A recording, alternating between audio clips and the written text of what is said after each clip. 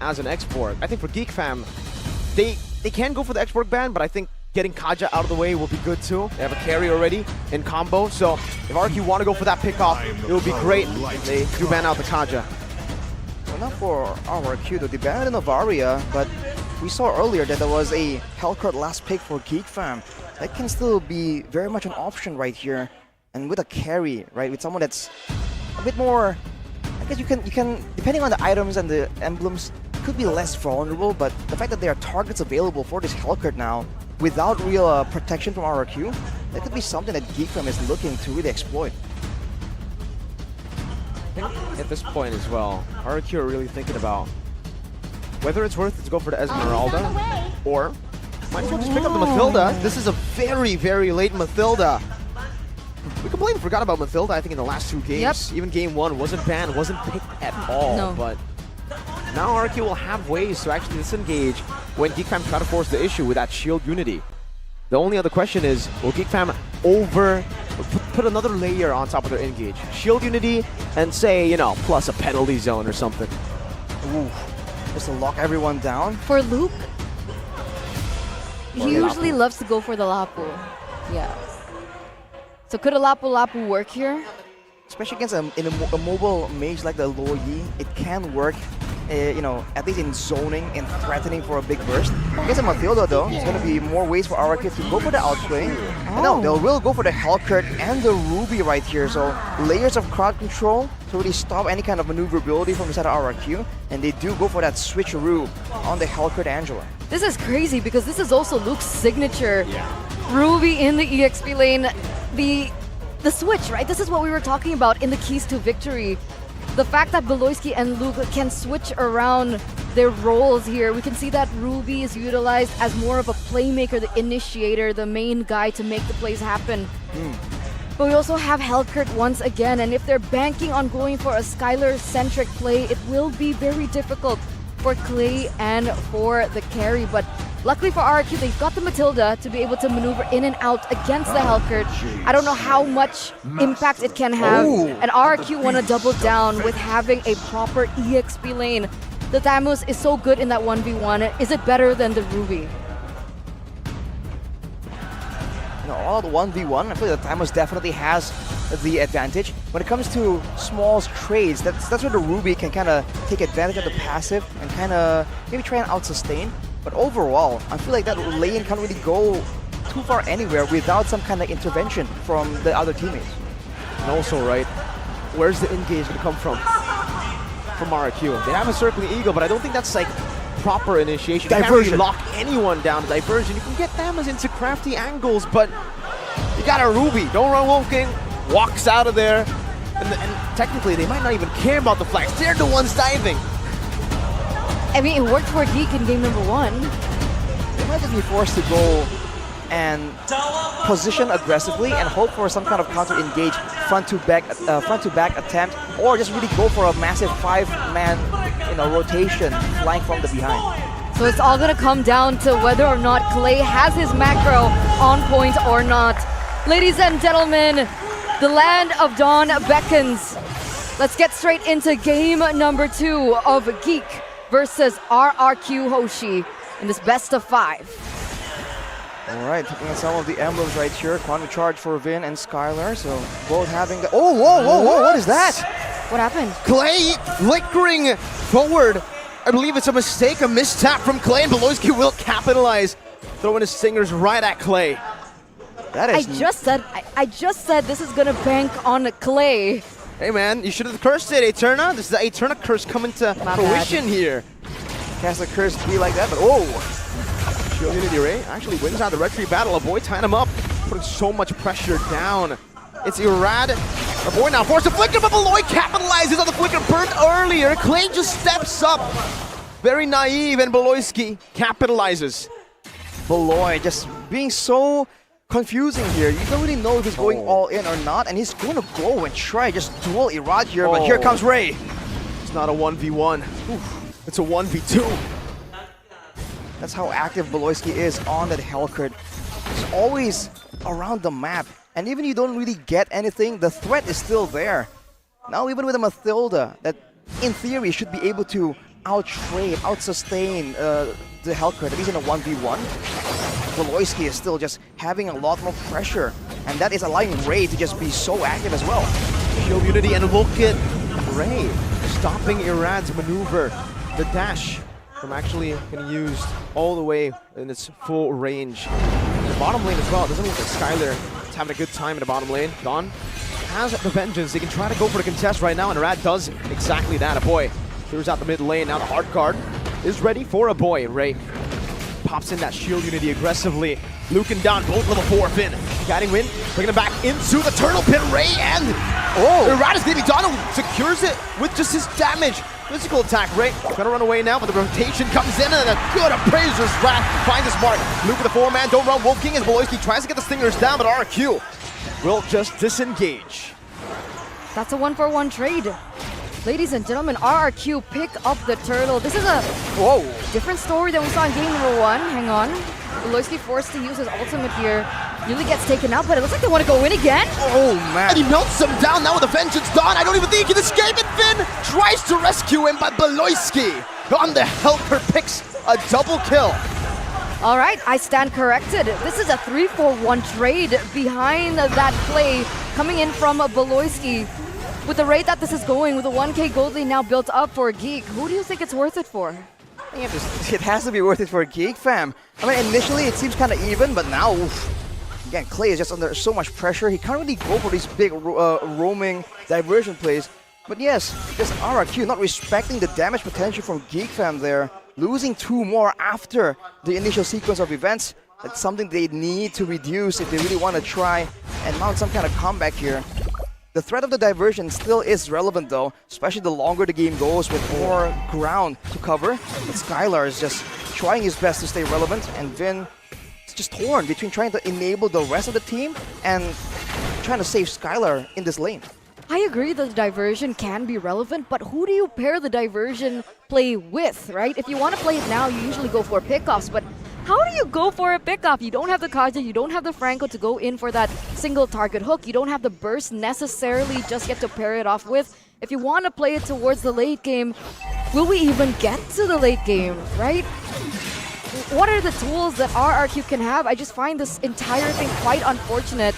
You can see how much pressure Chidera and Beloyski is having here in the bottom lane on towards Skylar. And the fact that they utilize the Luo Yi with that really good base damage in the early game and they haven't been able to capitalize it is also what is unfortunate as well. But look at this. Don tries to poke Ray down. The Ray pops into Poissons, gets the hard guard as well. Don goes in for the vengeance, but he will be shredded down by the likes of Ray. Just Ray and Luke. 1 member down. You can say 1 member done, and the Finn and the Flicker combo, bringing Finn back, but he's still able to flicker out, as now it's going to be a 2-man engage from Ray and Beloyski on the Clay, who uses the Flicker, but a boy just ties him up from across the wall. Luke still chasing him down, looking to go for more, and that's another Appraiser's Wrap, but Luke tanks it up like a boss. It's so difficult for Rrq right now. The targeting, the decisions from Geek fam in these fights are just so good, and they seem flustered. They're the ones who want to try and find some kind of fight, but Geek fam are always seemingly 1 step ahead. There will be a trade here for Skylar though. In the grand scheme of things, Skylar has been able to survive, not really being shut down right here. No deaths, no kills either. He went with the firmness and tenacity in the emblems, trying to survive in this lane. And so far it's working, but you have to wonder how long are Rrq gonna try and give Skylar this kind of space. Because if you look at these fights with the rest of Geek fam just converging together, already a 3k gold deficit. I think Rrq needs to try and change things up quite soon. Looking at the items built right here, Clay is just so far behind, not a single item built. And with Beloyski having the Heptases, this means the squishier members are at even more of a threat. Chidera though, a desperate attempt in the bottom lane, but Chidera just outplays it with the help of the hard guard. They can't even take him down, not just Yao. Skylar engaged on Clay. Gets the guiding wind to escape, but Rrq, their attempt in the bottom lane has failed. That's just Geek fam, again rotating and having Chidera survivable enough. And look at Luke, already tanky enough right to just stand strong against multiple members of Rrq. And considering that their winning lane is the Thamus, that should be able to bully and be used as a reliable factor right here. Whoa! And I'm offended straight into the damage. Beloyski will be traded, but they'll be happy with that trade. It's a shutdown to Dawn, however. So Rrq do get a little bit more value. Man, Geek fam just trying to make sure that there's not a single opportunity left for Rrq. And now immediately Irad comes in to try and commit a deny Luke from protecting the turret. Skylar though, we flanked on, doesn't have the flicker. I'm offended with a flicker combo. Now Skylar brought inside of the tier 1 up top. His first death in game number 2. So if they were banking on Skylar as their gameplay now, it looks like Geek are now paying attention to this man. Oh, what? A magic trick straight out of the pocket of Geek, fam. Now you see him, now you don't. Don disappears from the land of Don. Irad trying to go for the purple buff, but now it's terrified. Ray chasing him down. The taunt comes through, and the circling eagle as well. But look at the zoning from Luke.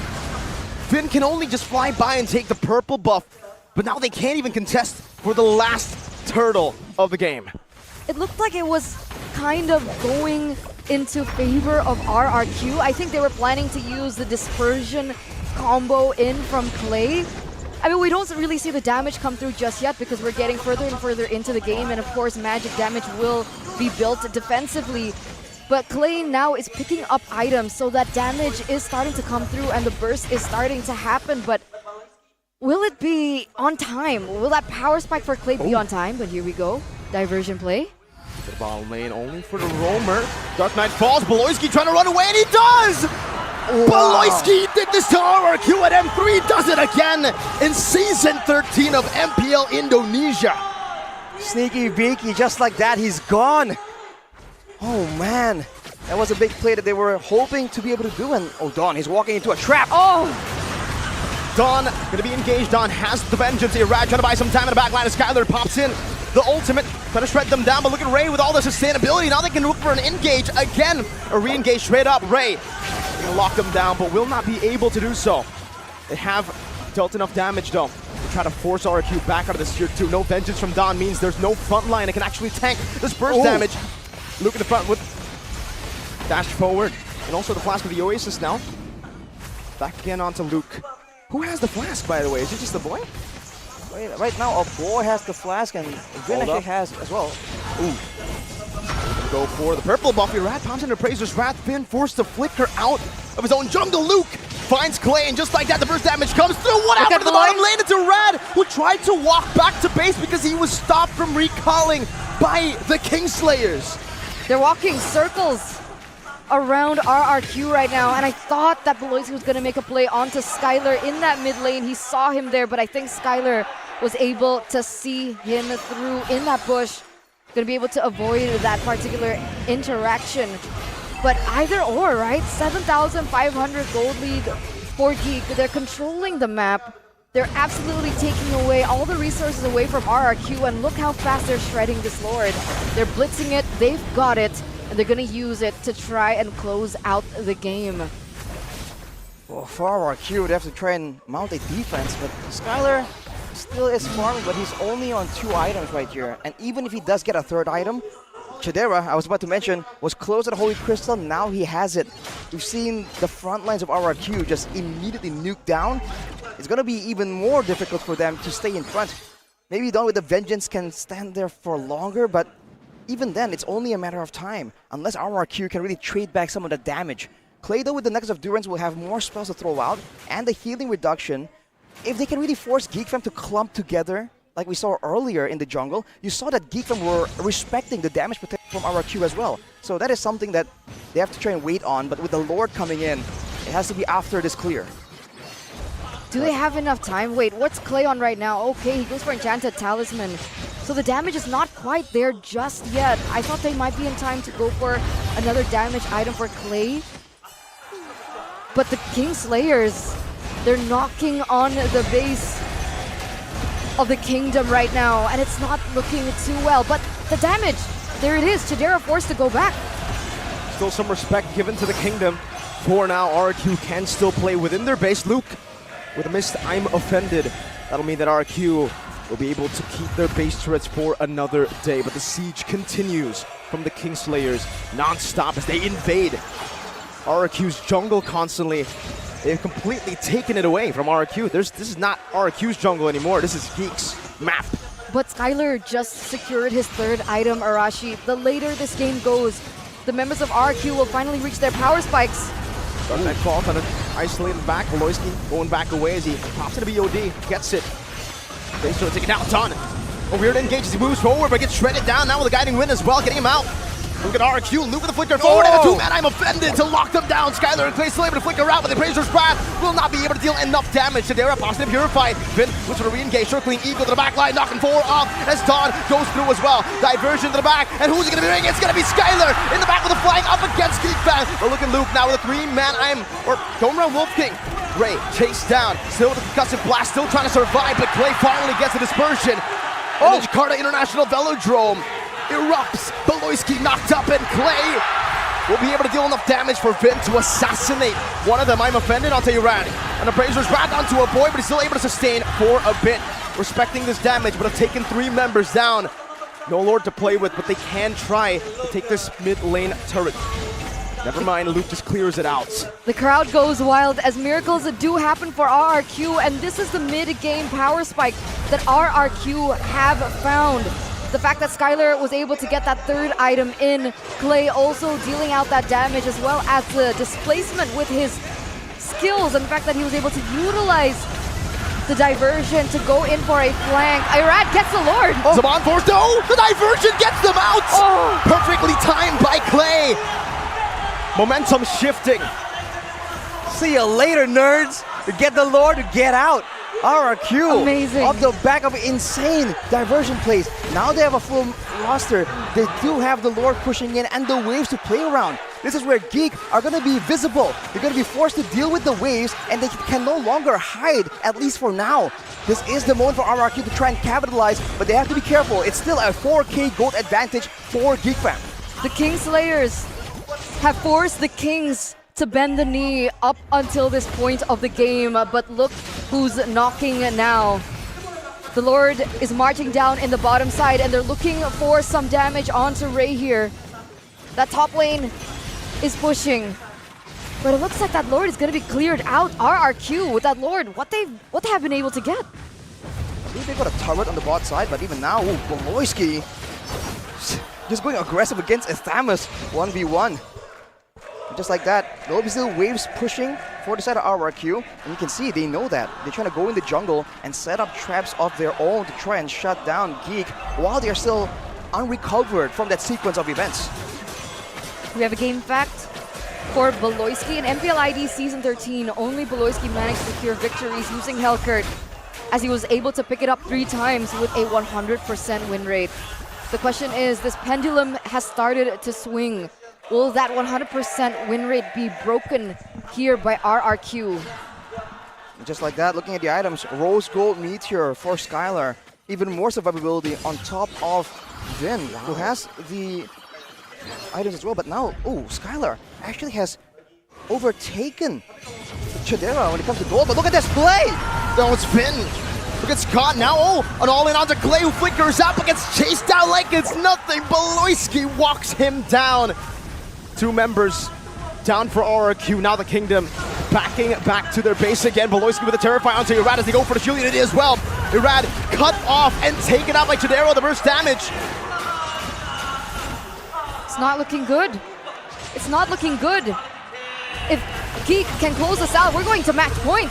Skylar, caught by the Stinger, is able to flicker out in safety now, but Dawn gets eliminated, even with the Vengeance, and Skylar as well. The King Slayers.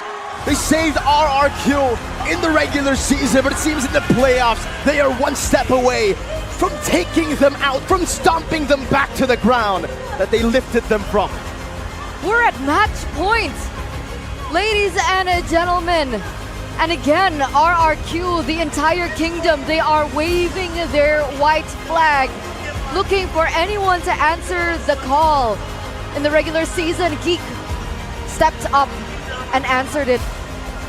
But here, there's no one. No one is answering. Ladies and gentlemen, 1 more game away of going home.